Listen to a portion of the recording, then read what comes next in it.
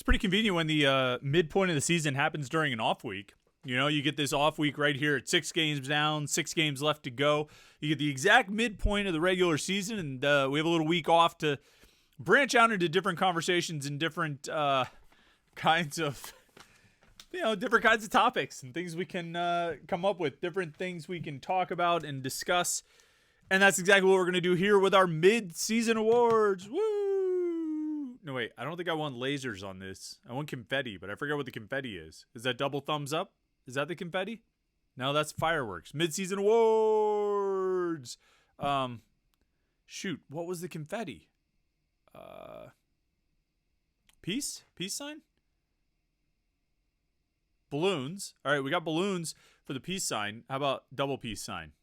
There it is, mid-season awards. It's time for the mid-season awards. I should have planned that out ahead of time, but it really didn't occur to me until just right now that I should try and get confetti to fall when I talk about the mid-season awards. See, all you people who are like, "Hey man, you didn't load the the audio podcast from the post-game show or this or that," like. I know you like to listen to the audio podcast, but this is why you should watch on YouTube so you can see the confetti whenever I say mid-season awards. 6 games down, 6 games left to go. I'm not restarting. This is just how I'm going to try and get out of this mess we're in right now and get into actual Pitt sports talk. 6 games down, 6 games left to go. Let's do a little midseason awards. I've got 1, 2, 3, 4, 5, 6. Some of them are very plainly obvious. Actually, probably all of them except for maybe 1 or 2. But we're going to talk about it nonetheless because it's a different way to talk about this Pitt football team. As they said, it's 6-0 halfway through the season. Our midseason awards here on the Wednesday edition of the Morning Pitt. YouTube.com/Panther-Lair.com. Yes, the Wednesday edition of the Morning Pitt here on YouTube.com/Panther-Lair.com. I'm Chris Peak from Panther-Lair.com, hanging out with you on a Wednesday morning to talk a little bit of Pitt sports like we do every day here on YouTube.com/Panther-Lair.com. Before we jump into our midseason awards, I forgot the confetti again. Darn it! Am I ever going to get my act together? Probably not. Before we jump into it, we always ask you to do like this video and subscribe, youtube.com/Panther-Lair.com, so you don't miss any of our Pitt video content. And then, of course, check out the website, Panther-Lair.com, Pittsburgh.rivals.com, to get all the Pitt coverage that you can possibly handle. Football, basketball, recruiting, we cover it all at Panther-Lair.com, and message boards to interact with hundreds and thousands of your closest Pitt fans. All day, every day, Panther-Lair.com, Pittsburgh.rivals.com. All right, midseason awards. Pitt's best players, Pitt's top performances. What are we looking at here? All right, I got 6. MVP, Offensive Player of the Year, Defensive Player of the Year, biggest surprise, clutch player, and Coach of the Year. You could probably, inevitably there's overlap there, right? If you have an MVP and then you have an Offensive Player of the Year and a Defensive Player of the Year, one of those is going to be a double, right? Unless... I guess we could pick a specialist for the MVP, and actually you could make a legitimate case, and this might come up at some point here in our conversation this morning.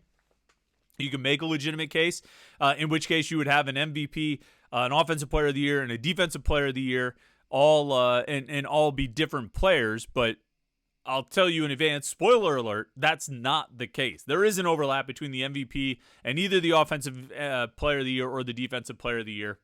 And actually, we'll just cut out all the mystery and suspense. The MVP of this team is Desmond Reed. And it's remarkable to me to say that. I never would have thought that would have been the case. I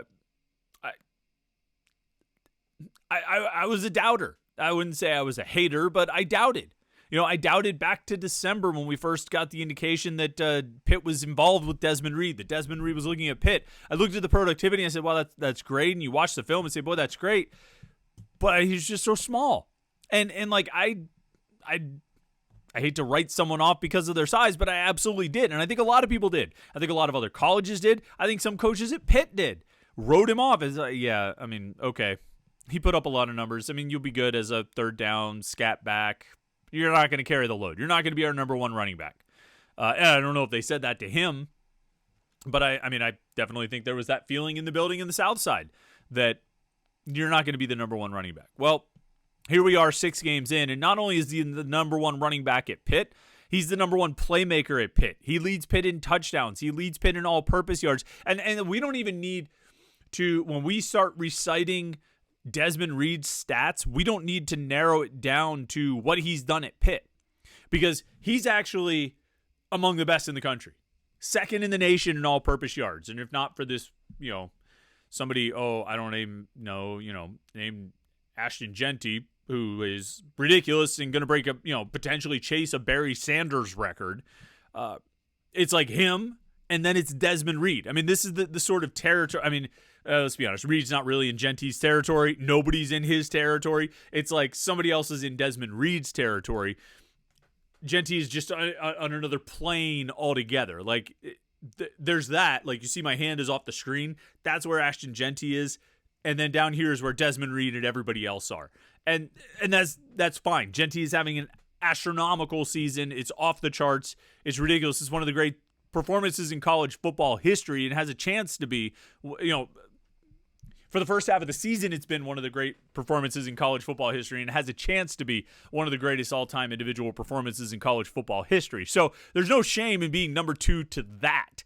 Among the mortals, Desmond Reed is number 1 in all-purpose yards per game. He's 18th in the nation in total touchdowns with 8. But he scored those 8 touchdowns in only 5 games. If you take the average of touchdowns per game and multiply it times 7, which a lot of the guys who are ahead of him on the ranking of total touchdowns nationally, he's 18th. A lot of the guys ahead of him have played 6 or 7 games. If you take Reed's pace of touchdowns through 5 games, which is all he's played, and put it at 7 games, he would actually be tied for 6th in the nation.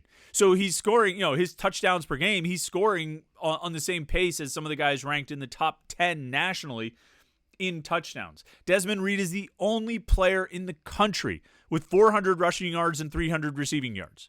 The only player. Like, Genty is not in that. I mean, Genty's just carrying the ball a billion times and rushing for, well, actually, I shouldn't say he's carrying it a billion times. He's only carrying it like a dozen times and rushing for a billion yards. Nobody else, I shouldn't say nobody else is close. Like I say, Reed is 400 rushing, 300 receiving. I think LaQuint Allen at Syracuse is like 400 and 200, or maybe 300 and 200. So there's other guys in that neighborhood, but nobody has more than 400 rushing yards and more than 300 rushing yards. It's only Desmond Reed. He's in a class by himself nationally. There is no more productive rushing, receiving weapon in the country than Desmond Reed, which is remarkable, right? Because that question, and we asked it a lot this offseason on a lot of different topics, not just Desmond Reed, that question of whether the FCS success would carry over to the FBS, to the Power 4, to the ACC. I mean, not only has it carried over, he's excelled. And he's one of the best in the country. And he plays such a huge role for this Pitt team. 26% of their touchdowns this season have been scored by Desmond Reed. 31% of their third down conversions have been converted by Desmond Reed. He has converted 9 third downs himself, 7 rushing and 2 receiving. He's touched the ball 15 times on third down, and he's converted 9 of those 15 into third down conversions. So Desmond Reed is one of the best players in the country. He's one of the best players in the ACC, and he's been Pitt's best player through 6 games. And I think there's some really strong standout individual performances thus far. I think a couple other guys we're going to talk about here, you could make a case. But Desmond Reed, I think, is the MVP. Now, this flies in the face. If you're on Panther-Lair.com and you read my player rankings on Monday, or any day this season, since we started doing the top 5 player rankings every Monday, like, I haven't had Reed number 1 at any point. I've had Kyle Lewis number 1. I've had Eli Holstein for a week or two number 1. I've never had Reed. I don't think he's ever been higher than 3rd. Well, he might have been like 2nd in the first week or two, and then Lewis moved up. Or Holstein moved up. I forget which one, who was lower. So here I am talking about how Desmond Reed is, that photo's ridiculous to me because you see how much bigger Lyndon Cooper is than Desmond Reed. And it might be a perspective thing, but keep an eye on that when that photo pops up again. Like, I'm sitting here making the case for Desmond Reed as Pitt's MVP this season, something I genuinely believe and wholeheartedly believe, and yet I'm not ranking him as their number 1 player. I think that's something I probably need to correct in next week's ranking, although I don't think I'll do a ranking next week because they're off this week. But I would say Desmond Reed unquestionably has been the MVP so far this season. If you disagree, let me hear in the comments or on the message boards, but I think he's been the MVP. Obviously, since Desmond Reed is the MVP, he's also the Offensive Player of the Year. No need to, I couldn't name another player the Offensive Player of the Year if, and then Reed was the MVP. It wouldn't make a whole lot of sense, but he is. However, there is another offensive guy that I give credit to, and I thought a category would be the biggest surprise. And quite frankly, Reed could take this category as well. He could be the biggest surprise on the team, but I actually think Eli Holstein has been a bigger surprise. Because while Desmond Reed needed to make the transition from FCS to FBS, he at least had a track record of being productive and successful in college football. Eli Holstein did not. When Eli Holstein stepped out to take his first snap at Pitt, it was his first snap of his collegiate career, active game day career. And so the fact that a redshirt freshman, a guy who's never played before, could step in and play like he has played. Don't let the Cal game cloud your vision or your memory of what has happened so far this season. Because Eli Holstein has been outstanding. He's had his rough moments. There's no question about it. The Cal game, like I've said a few times, was like a 60-minute version of the first half of the Cincinnati game. He was bad against Cincinnati. And I remember during the first half thinking like, boy, so much for what we saw against Kent State, huh? Looks like when you play against the big boys, things are a little bit tougher, aren't they, little Bama boy? Well, Bama boy showed us that, you know what, he's actually up to the challenge. And he was up to the challenge at the end of that game. He was up to the challenge at the end of the West Virginia game. He was up to the challenge pretty much throughout the North Carolina game, even after he made a crucial mistake. And I have a sneaking suspicion he's going to be up to the challenge after the worst performance of his college career. All 6 games of it. Eli Holstein, through 6 games, is 10th in the country with 15 passing touchdowns. He's 32nd in the country in pass efficiency. He's 9th in the country, in the nation, in total offense, 12th in the nation in points responsible for. He's 15th in yards, passing yards per game. He's 24th in passing yards per completion. He's 29th in passing yards per attempt. Like, any of these numbers, like wherever you want to stack it up, Eli Holstein's among the top 30 quarterbacks in the country in production so far this season. Oh, and not to mention, first things last, his team is 6-0, and he's got a whole lot to do with it. I think it's remarkable. Even if you had high expectations for Eli Holstein, I don't think you could have really expected this. I remember talking to people in the offseason that expected this, and I'll be honest, I sort of shrugged it off like, okay, great, man. You heard he did well against Alabama's scout team. I'm excited about that. Let's see what happens in real football. Well, real football has been happening since the beginning of September, the last day of August, actually. It's been happening for 6 games, and Eli Holstein has led this team to a perfect undefeated record. So, he's my biggest surprise. Let's go with Defensive Player of the Year. All right. And I think you probably know who my Defensive Player of the Year is. It's a guy I've been touting all offseason. It's a guy who really is sort of my atonement for the Bengali Kamara hype the last 2 years, where I tried to hitch the wagon to an outside linebacker who I thought was athletic and explosive and was going to, make a lot of plays and be very exciting and get tackles for loss and sacks and interceptions and all these things and big time plays and just jump off the screen. And that blew up on me because Bengali Kamara did not live up to that hype. But this guy has. It's Kyle Lewis, of course, as you well know. I mean, Kyle Lewis is second on this team in total tackles with 54. He's first on the team in tackles for loss with 8.5. I think he's tied for second on the team in sacks with 3. He's the team leader in interceptions with 2. He's got officially 8 quarterback hurries. He's forced a fumble, one of 3 guys on Pitt's roster to force a fumble this year. He is just playing at a ridiculously high level. And again, this is a guy that we don't need to just put his stats in the context of Pitt. We could put them in the context of the nation because, as Jim Hammett pointed out, he's the only Power 4 player, the only player in the Power 4 conferences with at least 50 tackles, 8 tackles for loss, 3 sacks, and 2 interceptions. This is the stat line I was expecting for Bengali Kamara. This is what Kamara was supposed to do. Kamara was supposed to have the stat line with 50 tackles and 8 tackles for loss and 3 sacks and 2 interceptions through 6 games. This is what Bengali Kamara was supposed to be.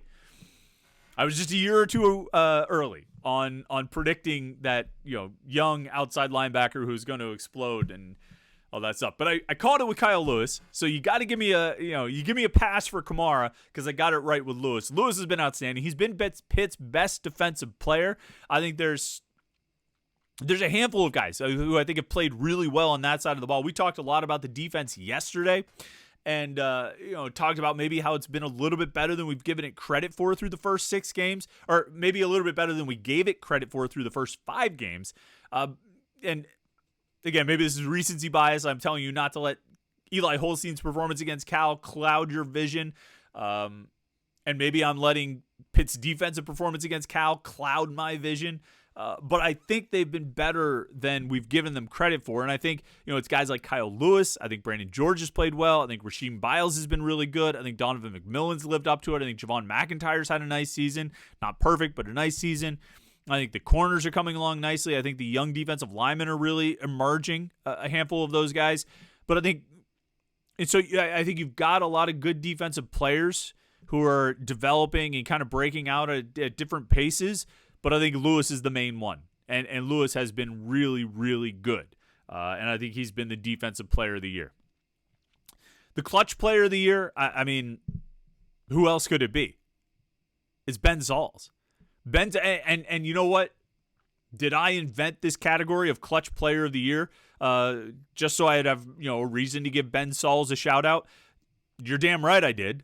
Because Ben Sauls deserves that shout out. A perfect 10 of 10 on field goals this season. We talked about it before. I think he's second in the nation among field goal kickers who are perfect. He's made the second most. The kid at Kentucky, I think, is 11 of 11. Sauls and 1 or 2 other guys are tied at 10 of 10.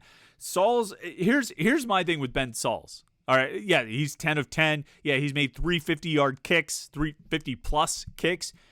But Pitt is 6-0. 3 of their 6 wins have been 1-score games.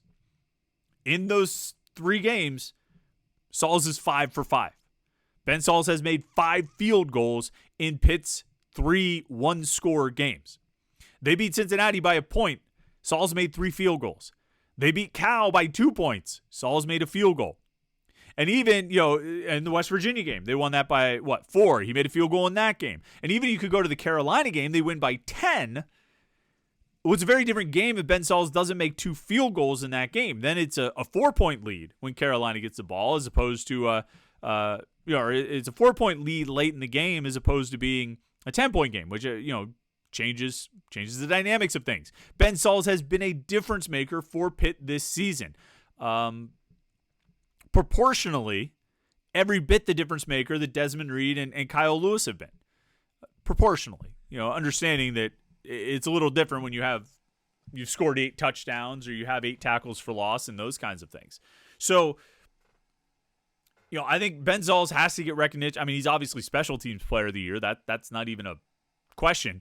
But he is, I think the clutch player of the year because he has been absolutely crucial to 3 of Pitt's big wins. 3 of Pitt's 4. I would say he's crucial in all 4 of their power conference wins.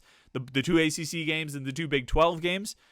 But he's been absolutely essential to those 3 1-score victories.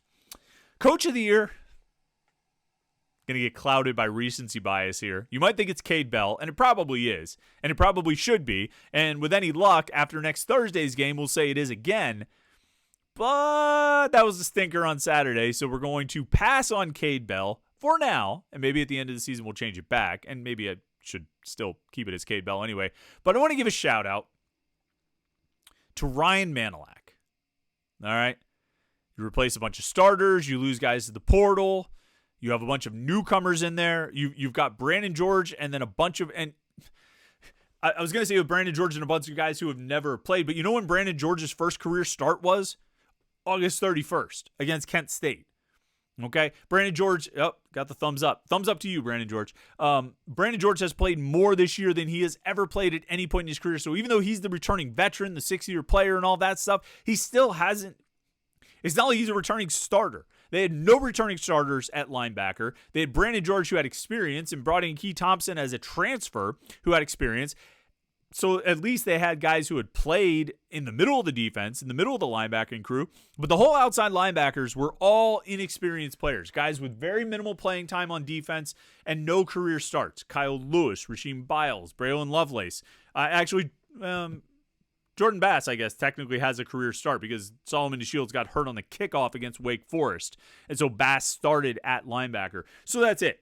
Your outside linebackers had one career start coming into this season. And they've turned into, as we kind of thought they might, a strength of the team. Kyle Lewis playing, at a really high level. Rasheem Biles playing at a high level. He's got 8 tackles for loss, 2.5 sacks. And again, he's, second on the team in tackles for loss behind Lewis, but he didn't play in the Cal game, so he might be the team leader if he'd played in that game. He's also got 3 pass breakups, which is the most by a non-defensive back so far this season. He's 4th on the team in total tackles. Brandon George is 3rd on the team. So in the past where you've seen safety at the top of the tackle list, this year you've got safety, Donovan McMillan, and then you have Kyle Lewis, Brandon George, Rasheem Biles. You get 2 DBs in Javon McIntyre and Rashad Battle, and then you have Braylon Lovelace, a backup part-time starter, a guy who split starts with Biles. And Lovelace has 20 tackles this season, 4 tackles for loss, and 2 sacks. Those guys, how many is that? 1, 2, 3, 4 linebackers, and 5. I think Thompson's played well. He's just been limited because he got hurt for a while. Those guys are playing really well, and it's a brand new group. It's a totally new group with very little experience, with no starting experience really to speak of. And they're ended up being, I think they're the strength of the defense. I think they're one of the strongest position groups on the team as a whole, not just the defense, but on the team.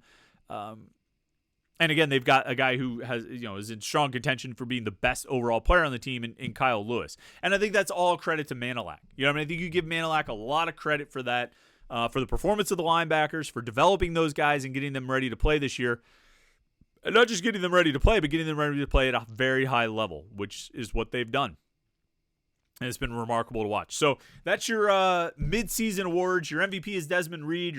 He's also your Offensive Player of the Year. Defensive Player of the Year is Kyle Lewis.